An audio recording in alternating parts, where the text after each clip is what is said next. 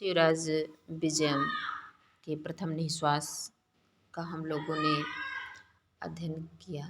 उसके आगे क्रम से अहो चिररात्राय सुप्तो अहम स्वप्न जाल पर तंत्रेणैव महान पूर्णमयः समयो अतिवाहितः संध्योपासन समयो अयम अस्मद्गुरुचरणानां तत्सपदि अविचिनोमि कुसुमानि इति चिन्तयन् कदलीदलमेकमाकुञ्च्य त्रिशकलैः संधाय पुटकं विधाय पुष्पवचयं कर्तुं आरेभे।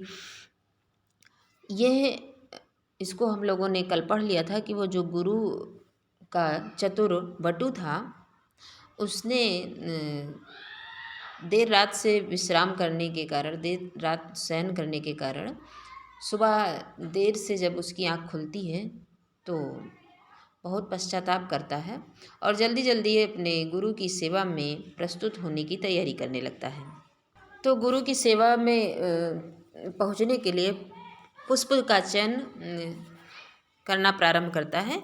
वह किशोर कैसा है, उसकी आकृति कैसी है, उसकी सुंदरता का वर्णन पंडित अंबिका दत्त व्यास जी करते हैं कि बटुरसौ आकृत्या सुंदरः वर्णेन गौरः जटाभिर्ब्रह्मचारी वयसा षोडशवर्षदेशीयः कम्बुकण्ठः आयतललाटः सुबाहुविशाललोचनश्चासीत्। वह बटु असौ, असौ बटु, वह गौर बटु जो था वो कैसा था? आकृत्या सुंदरः, आकृति से सुंदर, अर्थात उसकी आकृति जो है वो बहुत सुंदर थी। वर्णेन गौरः, और उसका रंग गोरा था। जटाभि ब्रह्मचारी, जटाओं से वो ब्रह्मचारी प्रतीत होता था। वैसा 16 वर्ष देशीय, और आयु से वह 16 वर्ष का ब्राह्मण बालक था। कम्बुकण्ठः आयत ललाटः, उसका जो कंठ था वो कम्बुग्रीवा था। कम्बु का मतलब शंख की जैसा, कंठ जो है वो शंख के जैसा था। आयत ललाटा, और जो उसका मस्तक था वो आयताकार में था, अर्थात बड़ा मस्तक था। सुबाहु विशाल लोचनश्च आसीत, और उसकी बाहें लंबी तथा बड़ी बड़ी आँखों वाला था। अब उस बटु, गौर बटु की सुंदरता का वर्णन किया। उसके बाद में जहाँ पर वो गौर बटु है उस कुटिया का वर्णन यहाँ पर किया गया है कि कदलीदल कुंजायितस्य एतत् कुटीरस्य समन्तात पुष्पवाटिका। जिस कुटी से वो निकला है उस कुटी के विषय में अब यहाँ पर वर्णन हो रहा है कि कदलीदल कुंजायितस्य एतत् कुटीरस्य समन्तात पुष्पवाटिका पूर्वतः परम पवित्र पानीयं परसहस्रपुण्ड्रीकपटलपरिलसितं पतत्रिकुलकूजितपूजितं पयः पूरितं सर आसीत्। जिस कुटिया से गौरबटु निकला उस कुटिया की सुंदरता देखिए कैसे अंबिका दत्त व्यास जी ने लिखा है अपनी सुंदर लेखनी से कि कदलीदल कुंजायितस्य एतत् कुटीरस्य समन्तात पुष्पवाटिका। वो फूल चुनने गया ना, तो पुष्पवाटिका कहाँ है? कुटिया के। कहा कुटिया कैसी है? तो कदली दल कुंजायितस्य, कुटिया जो है वो कदली दल, कदली किसे कहते हैं? कदली कहते हैं केले, केले के समूह, अर्थात केले के वृक्ष बहुत लगे हुए हैं कुटिया की चारों तरफ। कदली दल कुंजायितस्य, और केले के वृक्ष इतने लगे हुए हैं कि वो कुंज के समान प्रतीत हो रही है कुटिया। तो कदली दल कुंजायितस्य, कदली के वृक्ष से चारों तरफ से शोभायमान एतत् कुटीरस्य, इस कुटी के समन्तात माने चारों ओर पुष्पवाटिका, फूलों की वाटिका है। पूर्वतः परम पवित्र पानीयम, पूर्वतः, पूर्वतः का मतलब क्या? पूरब की ओर, और पूर्व दिशा में यानी कुटिया के पूर्व दिशा में परम पवित्र पानीयम, परसहस्र पुंडरीक पटल परिलसितं पतत्रिकुल कूजित पूजितं पयः पूरितं सर आसीत। कुटिया के पूर्व दिशा में परम पवित्र एक पानीयम, बहुत ही सुंदर पवित्र जल से परिपूर्ण, सहस्र पुंडरीक पटल परिलसितम, सहस्र माने हजारों, हजारों पुंडरीक माने कमल, हजारों कमल से शोभायमान, अर्थात कुटिया के पूर्व दिशा में जो तालाब है वो कैसा है? वो तालाब पहले बात तो बहुत पवित्र जल वाला है, और उसके बाद सहस्र यानी हजारों, पुंडरीक, पुंडरीक कैसा कमल? श्वेत कमल, और श्वेत कमल से सुशोभित है, लसित है, मतलब शोभायमान हो रहा है। पतत्रिकुल कूजित पूजितम पयः, और पतत्रिकुल पक्षियों का कुल यानी समुदाय, पक्षियों का पूरा समूह उस पवित्र जलाशय के चारों ओर कूजित कुंजन करता हुआ उस जलाशय के चारों ओर रहता है। तो इस तरह से वह जो जलाशय है वो कैसा है? पक्षियों के कुल के, पक्षी कुल के समूह द्वारा कुंजित, अर्थात पक्षियों के कलरों से शोभायमान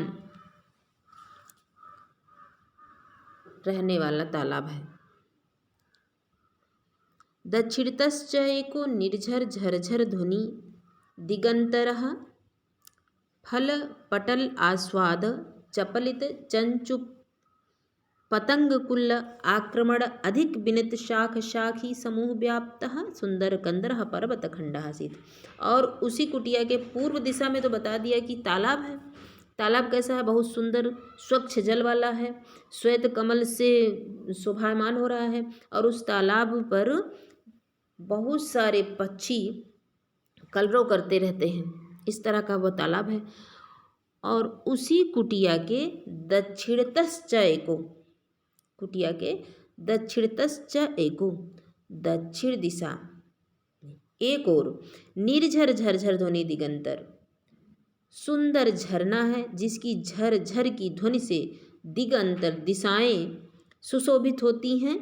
फल पटल आस्वाद चपलित चंचु पतंग कुल आक्रमण अधिक विन्नत शाख शाखी समूह व्याप्त सुंदर कंदरः, और वहाँ दक्षिण दिशा में सुंदर झरना है जिसकी झरझर की ध्वनि से दिशाएं ध्वनित होती रहती हैं।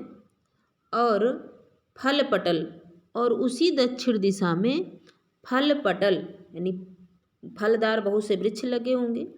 फल समूह के आस्वादन से, फल के समूह के आस्वादन से चपलित हो गया है चंचु ने चोंच जिसके, अर्थात पक्षी उसकी दक्षिण दिशा में जो फल के वृक्ष लगे हैं उससे फल खा खा करके जिसके चोंच बहुत अधिक चंचल हो गए हैं, ऐसे पक्षियों के बार बार वृक्ष पर चढ़ने से, उड़ने से विनत शाख शाखे, उस वृक्ष की जो शाखा है वो अत्यधिक विनत यानी झुक जाती हैं। तो ऐसी विनत शाखा वाले वृक्षों से व्याप्त है, क्या व्याप्त है? वही कुटीर, वो गुफा व्याप्त सुंदर कंदरः पर्वत खंडः आसीत्। तो ऐसे विनत शाखा से व्याप्त एक सुंदर कंदरः, एक सुंदर गुफाओं वाली क्या है? पर्वत खंडः, पर्वत का टुकड़ा यानी पहाड़ी है। क्या बताया गया कि गौरबटु जिस कुटी से निकला है उस कुटी के समन्तात चारों तरफ पुष्पवाटिका है, और उसी कुटिया के पूरब में एक परम पवित्र सरोवर है। वह सरोवर पर सहस्र पुंडरीक पटल परिलसितम, वह सरोवर जो है तालाब वो हजारों श्वेत कमलों से शोभायमान है तथा पक्षियों के कुल के कलरों से सुशोभित होता रहता है।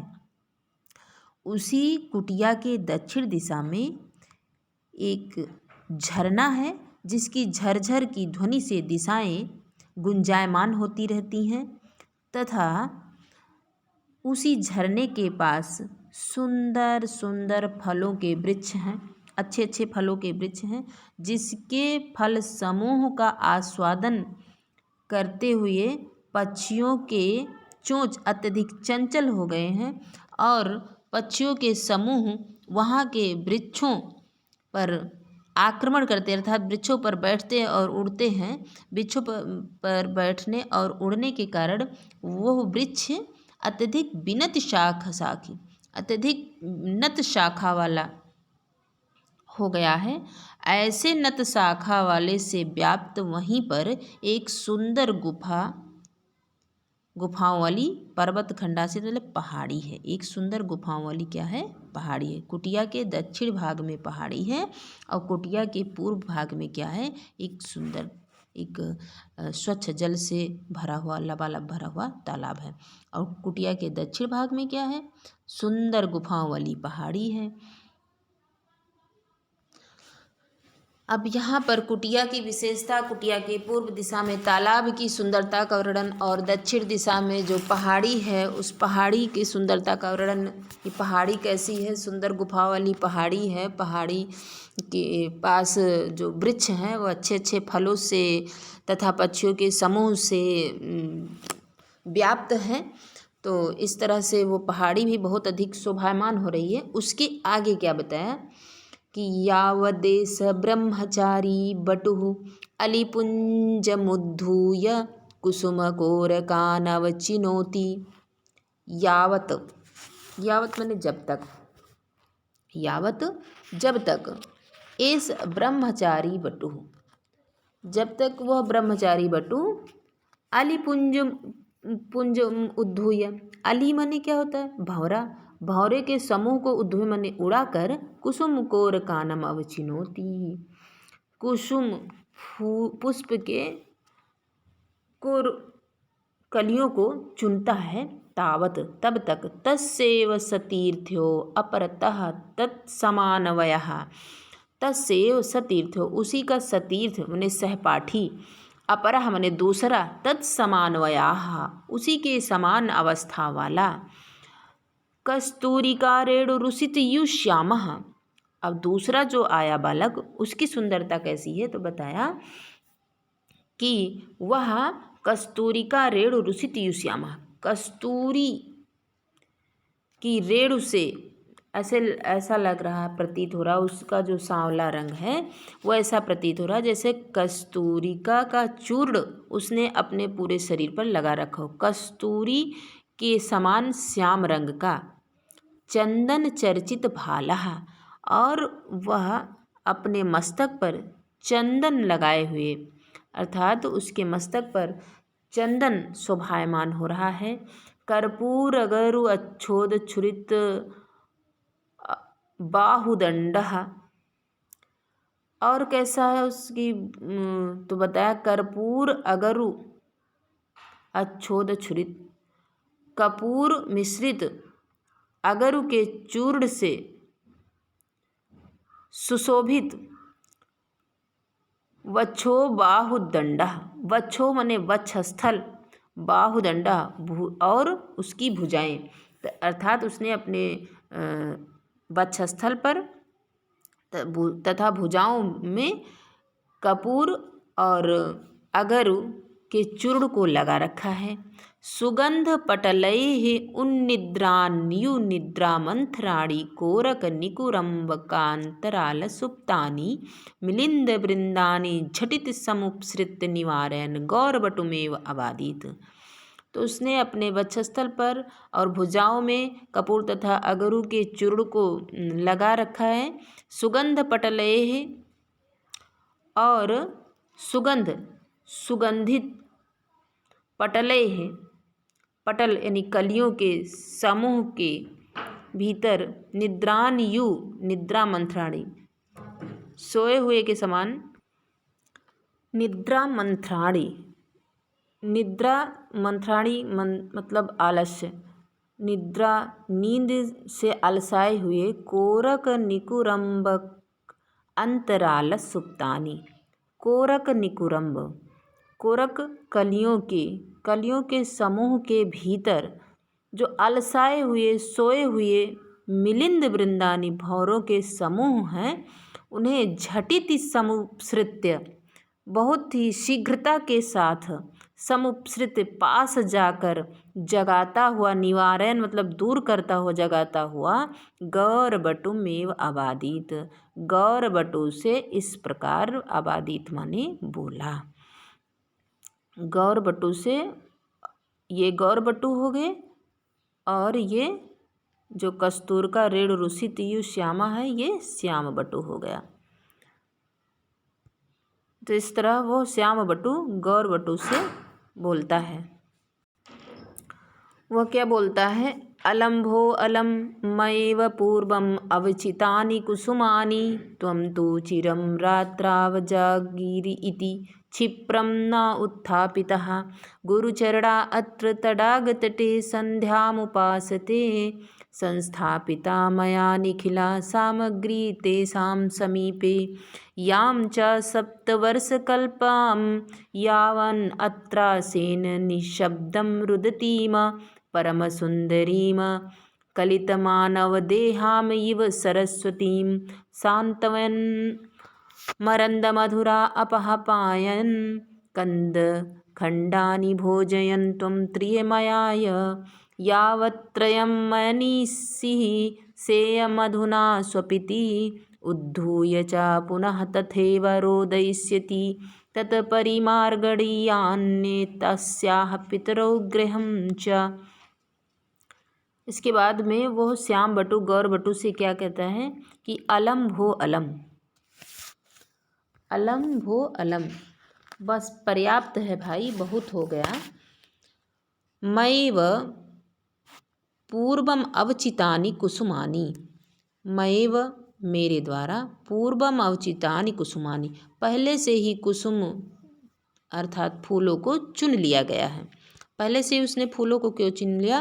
क्योंकि त्वम तु चिरम रात्रा, क्योंकि बताता है कि त्वम तुम चिरम रात्रा जागीर इति क्षिप्रम न उत्थापिता, तुम बहुत देर रात तक जागे इसलिए जल्दी नहीं उठ सके।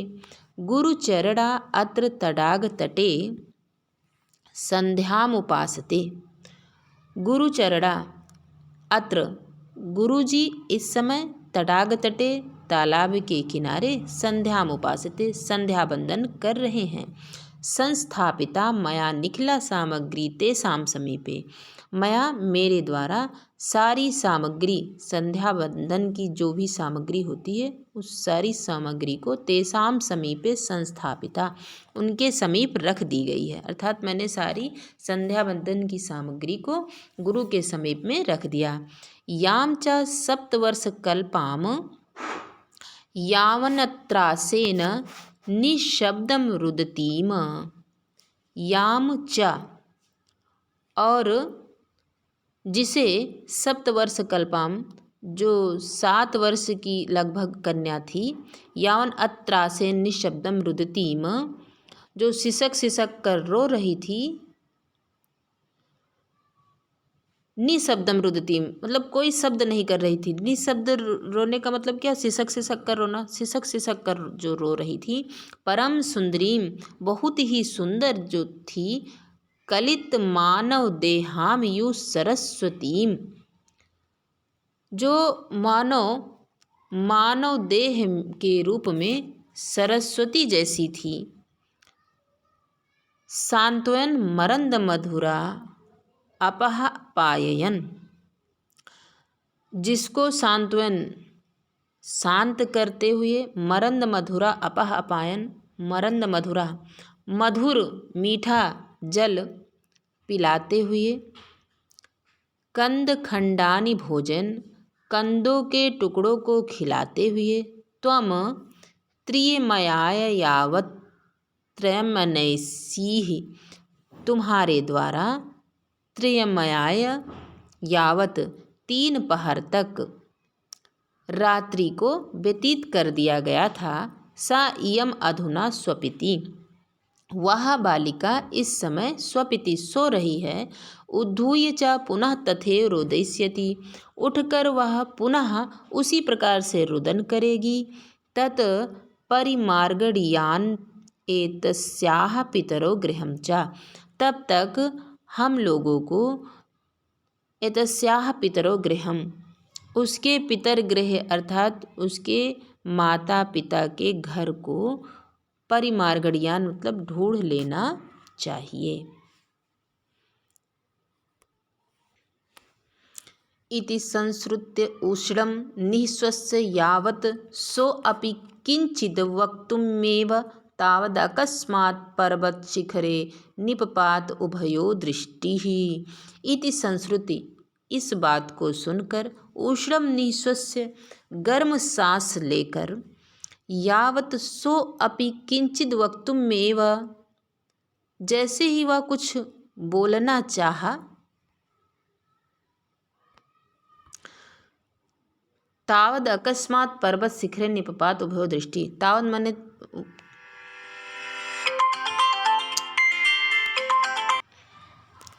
इति संश्रुत्य उष्णं निःश्वस्य यावत् सो अपि किंचित वक्तुमेव तावद अकस्मात पर्वत शिखरे निपपात उभयो दृष्टि। इति संश्रुति, ऐसा सुन करके उस गौरबटू ने उष्णं निःश्वस्य गर्म सांस भरते हुए, यावत सो अपि किंचित वक्तुमेव, जैसे ही वह कुछ बोलना चाहा, तावद अकस्मात तभी अचानक पर्वत शिखरे निपपात उभयो दृष्टि, तभी अचानक पर्वत शिखर पर उभयो दृष्टि, दोनों गौरबटू और श्यामबटू जो दोनों थे, दोनों की दृष्टि उस पर्वत शिखर पर निपपात मने पड़ी।